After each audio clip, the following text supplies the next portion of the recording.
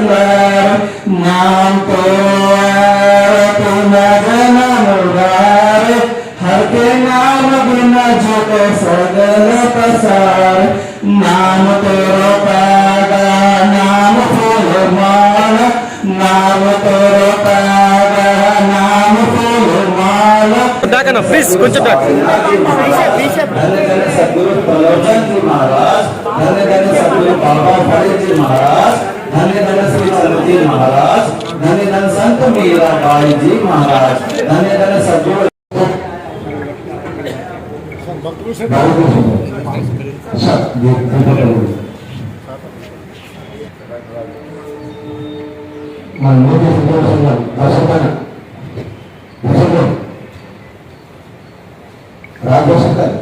అన్న కెమెరా ఎందుకు రండి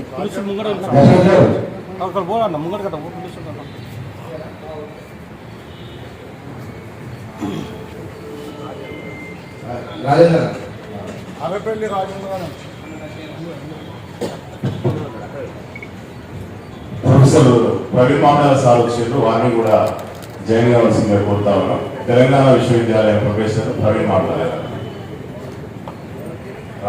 స్వాగతం.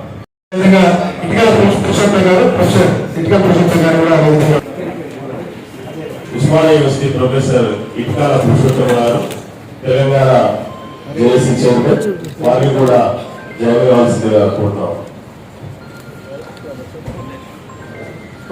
పైకి ఎక్కాలి తొందరగా.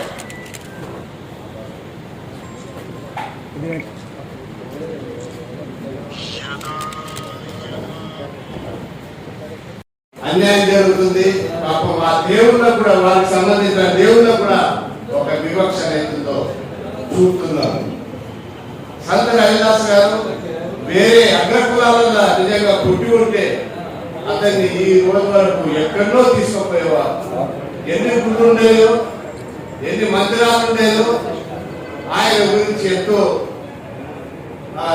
పూజలు ఉండేదో, ప్రాచుర్యమైనవారు.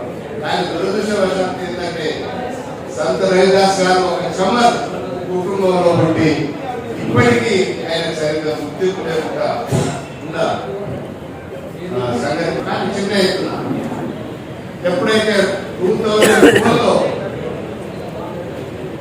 దామోదర రాజనరసింహ గారు వారు గుర్తించి సంత రవిదాస్ ఆయన చరిత్ర చదివి ఆయన గుర్తించి ఒక ఇంటర్నేషనల్ కన్వెన్షన్ చేయాలి హైదరాబాద్ లో, చరిత్రలో గుర్తుండే విధంగా చేయాలని ఆ రోజు 30,000 మందితో లాల్ బహదూర్ స్టేడియంలో పెద్ద కార్యక్రమం చేయడం జరిగింది. అదంతా మీరు పట్టే సాక్షులు.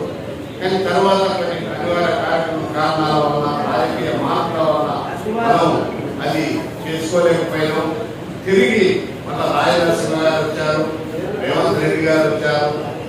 కొంతవరకు మన వస్తే తప్ప మనం బాగుపడలేము. ఓటు ఒక నియోజకవర్గంలో ఏమనుకోకూడదు, కొంచెం ఒక ముక్క చెప్పి చెప్పదు. నియోజకవర్గంలో 50,000 మంది మాదిగా ఉన్నారు ఒక నియోజకవర్గం. ఇలా కాంగ్రెస్ పార్టీ టీఆర్ఎస్ పార్టీ మనకు ద్రోహం చేసింది. ఒక్క మంత్రి లేడు. మరి ఇటువంటి పరిస్థితులు కూడా అడిగే పరిస్థితి లేదు, అడిగినా వినే నాయకులు లేకుండా పోయి అది బాగలేదని మొత్తం అంతా వన్ సైడ్ చేస్తే ఇవాళ కాంగ్రెస్ పార్టీ గెలిచింది. ఇవాళ మన ముఖ్యమంత్రి రేవంత్ రెడ్డి గారు ముఖ్యమంత్రి అయ్యారు. ఉన్నమాట చెప్తున్నారు. కాబట్టి దీన్ని ఇంకా మనం ఎక్స్పోజ్ చేసుకొని ఈ జాతులకి ఎందుకు ఈ రోజు కూడా ఇంతకుముందు ఎవరో చెప్పారు టికెట్ సరిగ్గా ఇవ్వలేదు. ఎందుకు లేవు అంటే మీ దగ్గర బలం కనపడతలేదు. నువ్వెక్కడో ఏముందో ఈ వర్గానికి ₹4 వేస్తే రాకపోవడానికి మన బలహీనతలు ఏమున్నాయో ఒకసారి మీరు ఆలోచన చేయవలసిందిగా నేను విజ్ఞులందరికీ కూడా ఈ సందర్భంగా తెలియజేస్తా ఉన్నా. మరి మన తమ్ముడు డాక్టర్ గారు శ్రీనివాస్ గారి, వీరస్వామి గారు కానీ, ఇరు వెలిగినటువంటి పెద్దలు, ముఖ్యంగా అందరికంటే పెద్దన్న భరత్ భూషణ్ గారికి అందరూ చప్పట్లు కొట్టడం సార్. వీరందరికీ సభ నిర్వహిస్తున్న పెద్దలు డాక్టర్ చీమూరి శ్రీనివాస్ గారికి, వేదిక మీద పెద్దలందరికీ పేరు పేరున వందనం. మనిషికి భౌతికమైన అవసరాలు తీర్చుకోవడం ఎంత ముఖ్యమో ఆత్మీయమైనటువంటి అవసరాలు కూడా అంతే ముఖ్యం.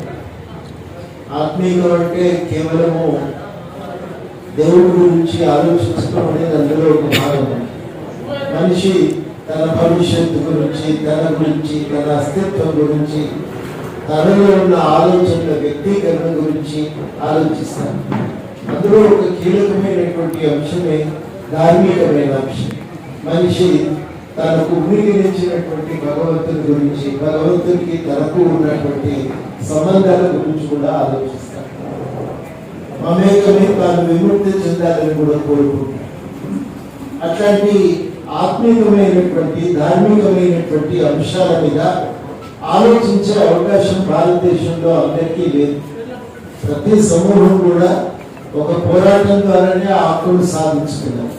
శూద్ర కులాలు కూడా ఈ రాష్ట్రంలో ఒక తిరుగుబాటు చేసిన తర్వాతనే వాళ్ళకు కూడా ఒక హక్కు అనేది దొరికింది. ద్వైతం వచ్చిన తర్వాత, విశిష్టాద్వైతం వచ్చిన తర్వాత వాళ్ళని కూడా చేర్చుకోవాలి, మతపరమైన హక్కులు వాళ్ళకు కూడా విస్తరించాలని ఒక ప్రయత్నం. అది జరిగిన తర్వాత మనకు 14-15వ శతాబ్దం నుంచి భారతదేశ వ్యాప్తంగా కూడా ఒక భక్తి ఉద్యమం ఉంటుంది. మనుషులందరికీ భగవంతుని ఆరాధించే హక్కును ప్రసాదిస్తుంది భక్తి ఉద్యమం. తరతమ భేదాలు లేకుండా దేవుణ్ణి మొక్కడానికి, దేవుని అనుగ్రహాన్ని పొందడానికి, దేవునిలో వీరమై ముక్తిని పొందడానికి అందరికీ అధికారం భక్తి ఉద్యమం మొట్టమొదటిసారి గుర్తిస్తారు. అందుకని తారతమ్యాలను తిరస్కరిస్తారు. దేవుణ్ణి చేరుకోవడానికి ఏమీ అవసరం లేదని చెప్తారు. దేవుణ్ణి చేరుకోవాలంటే భగవంతుడి మీద ప్రేమ ఉంటే చాలు. భగవంతుడు ఇంకెక్కడో మందిరంలో లేడు, నీ మనసులోనే ఉంటాడు. ఆ మనసులో ఉన్న భగవంతుని చేరుకోవడానికి, మొక్కడానికి నీకు ఎవరి అనుమతి అవసరం లేదు, ఎవరి అనుగ్రహం అవసరం లేదని చెప్పి వాళ్ళు బోధిస్తారు. అట్లాంటి బోధనలు ముందుకు తెచ్చి అట్టడుగు వర్గాలకు కూడా మతపరమైన హక్కులను కల్పించినటువంటి వ్యక్తి సంత రవిదాస్. జన్మించింది వారణాసి, కానీ అక్కడి నుంచి ఆయన తన ఉద్యమాన్ని కూడా మొదలుపెట్టి ఒక వర్గం అని కాదు, అన్ని వర్గాల ఆదరాభిమానాలను చూడగొని ఆయన భారతదేశంలో ఒక వినూత్నమైనటువంటి మార్గానికి ఆవిష్కరిస్తారు. మనం నిజానికి ఒక ముఖ్య మార్గం ఎదుర్కోవడానికి ఎక్కడికి పోనక్కర్లేదు. మనం సంత రవిదాస్ మార్గం గమనిస్తే మనకే ఒక మంచి అద్భుతమైనటువంటి భవిష్యత్తు, ఒక ఆధ్యాత్మిక జీవితం అనేది దొరకడానికి ఒక అవకాశం ఉంటుంది. మొదలు కొద్దిమంది మాత్రమే జరుపుకునేది. మా సత్యనారాయణ గారి ఆఫీస్లో ఎప్పుడు జరుపుకునేది. ఈసారి కూడా ఈ మధ్య జరుపుకున్నాం. కానీ నాకు చాలా సంతోషము, చాలా దినానికి ఆశ్చర్యం కలిగించిన విషయం ఏంటంటే, నేను డాక్టర్ రాజమౌళి గారిని అదే అడుగుతున్నా, ఇంతమంది చేయలేదు కదా అంటే, మెల్లమెల్లగా తెలుస్తున్నది రవిదాసి గురించి, రవిదాస్ గురించి, గురుదేవు గురించి. ఇప్పుడు అందరూ దాన్ని మెల్లమెల్లగా గుర్తించడమే కాదు, ఆచరించడం కూడా ప్రారంభించాలని, అందులో భాగంగా ఇవాళ అందరూ కూడా ఇక్కడ కలుసుకోవటం జరిగింది. పండుగ ప్రజలందరూ జరుపుకుంటే ప్రభుత్వం అదే జరుపుకుంటుంది. ఇప్పుడు కూడా ప్రభుత్వం నుంచి మొదలైన ప్రజల నుంచి మొదలవుతుంది. ఇది విస్తృతమైనటువంటి ఒక మార్గంగా పెట్టుకుని ప్రభుత్వం కూడా ఆటోమేటిక్గా దానికి ఒక స్థానం కల్పిస్తుంది. కాబట్టి మనం చేయవలసింది ఏంటంటే, రవిదాసి యొక్క ఆయన ఆలోచనలోని గొప్పతనాన్ని ప్రజలకు తీసుకోవడం మన మీద ఉన్నటువంటి బాధ్యత. ఆయన దేవుడు నీకు ఎక్కడో వెతుక్కోలేదు, ఇది కూడా చాలా కీలకం. అది మన మనసులో ఉన్నాడని మాకు మీకు ఎక్కడికో పోవాలి, ఆ ఆలయంలో చూసి రావాలి అనేది లేదండి. అంటే మనిషి విముక్తి చెందుతాడు. ఒక మార్గంతో బందీ అయిపోయినప్పుడు అది మనకు కష్టంగా ఉంటుంది. మనం ఈ తంతు పాటిస్తే తప్ప, లేకపోతే అక్కడ ఆలయానికి వెళ్తే తప్ప మనకు ముక్తి లేదేమో అనుకుంటాం. కానీ రవిదాస్ ఏమంటే, ఎప్పుడికో కాదు, నీ మనసు నిర్మలంగా ఉండి నీలో ఉన్న దేవుడిని తలుచుకోగలిగితే చాలు అనేది రవిదాస్ మనకు బోధిస్తాం.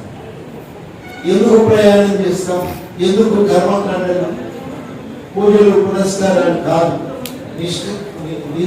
నిష్కలంకంగా మనలో ఉన్నటువంటి ఆధ్యాత్మిక చింతనకు మనం పాల్పడగలిగితే మనకు కూడా ఒక ముక్తి మార్గం సాధ్యమవుతుంది అనేది చాలా గొప్ప భావన.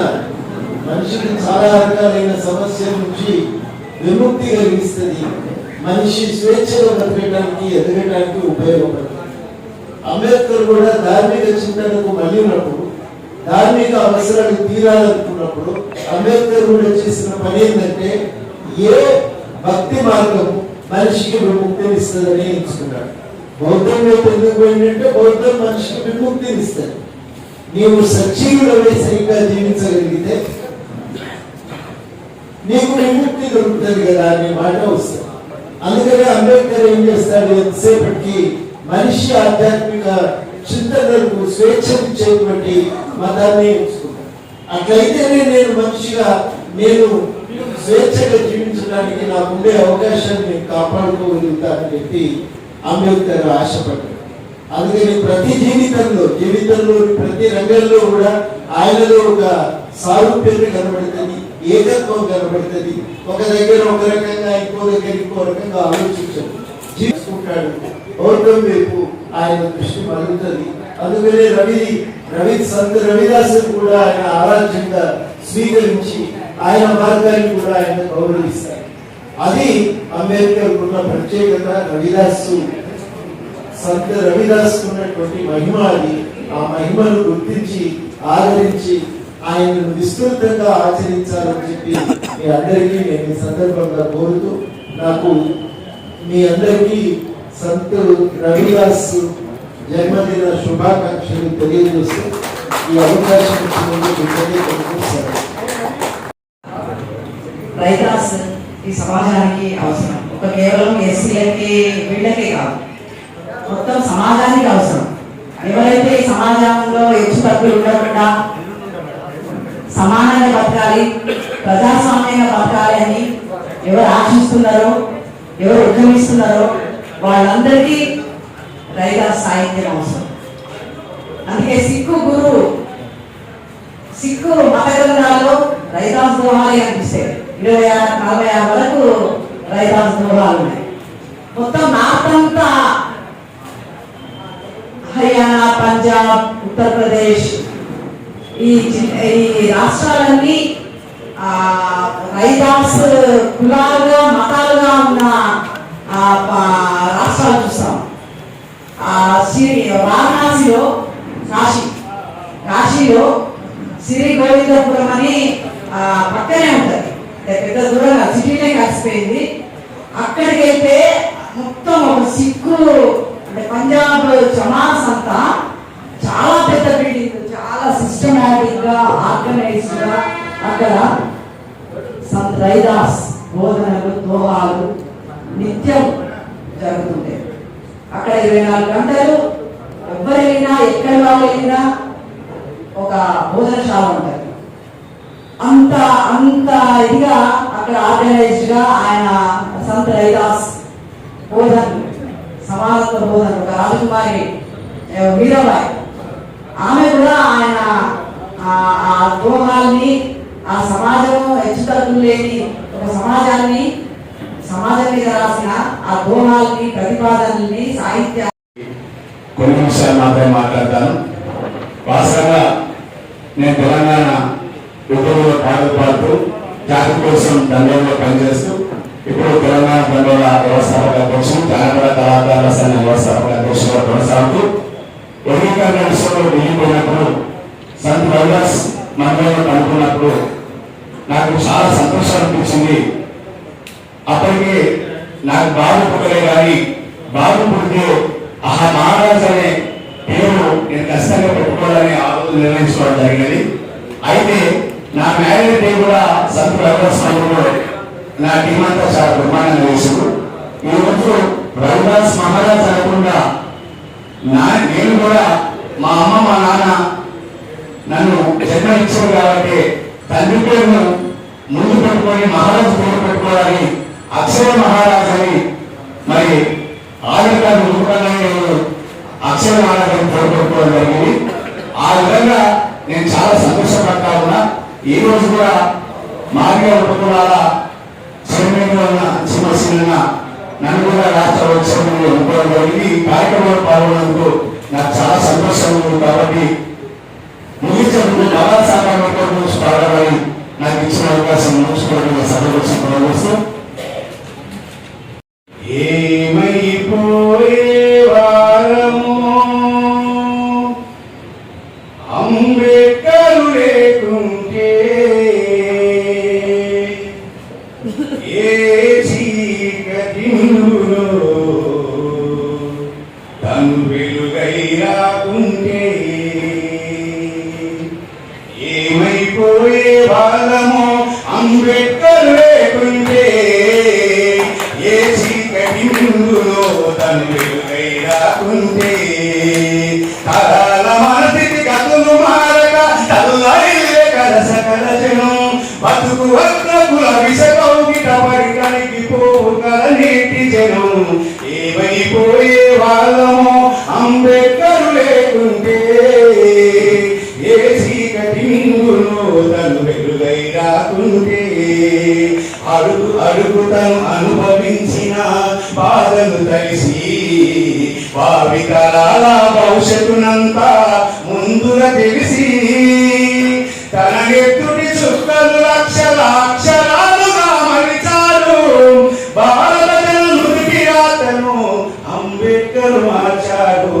ఏమైపోయే వాళ్ళము అంబేద్కర్ లేకుంటే ఏ చీకటి మింగులో తను రాకుంటే రాజంగం అనుభులో జీవం నింపి నేల మీద ప్రతి జీవజాతిని మనుగడ చూపి ప్రపంచమే తొంగి చూసేలా ప్రతిది పొందుపరిచాడు. ప్రపంచమే తొంగి చూసేలా ప్రతిది పొందుపరిచాడు. విశ్వంలో ఉన్న జ్ఞానులకు గురువులాగా నిలిచాడు.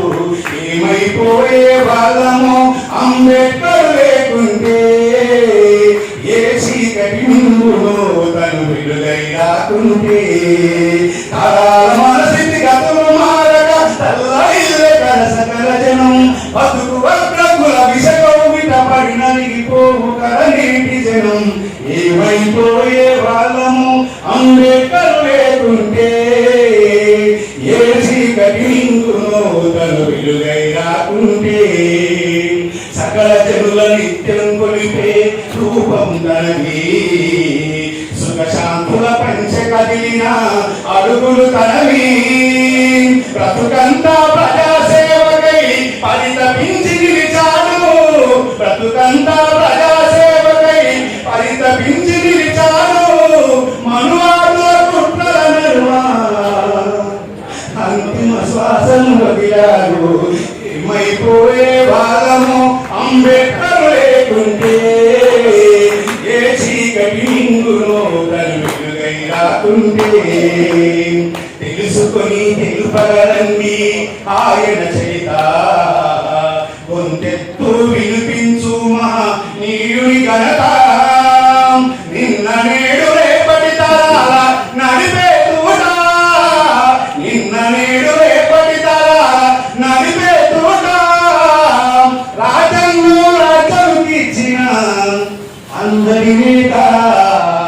ఏమైపోయే వాళ్ళము అంబేద్కర్ లేకుంటే ఏ చీకటి మింగులో తను వెలుగై రాకుంటే మన కోసం మహానీయుడు మన కోసం మహానీయుడు జీవితము అంకితమిస్తే చీకటిలో నలిగే కాకులకు తన చేతుల వెలుగందిస్తే మనురాపుల మత్తులమునికి తన త్యాగం మరిచి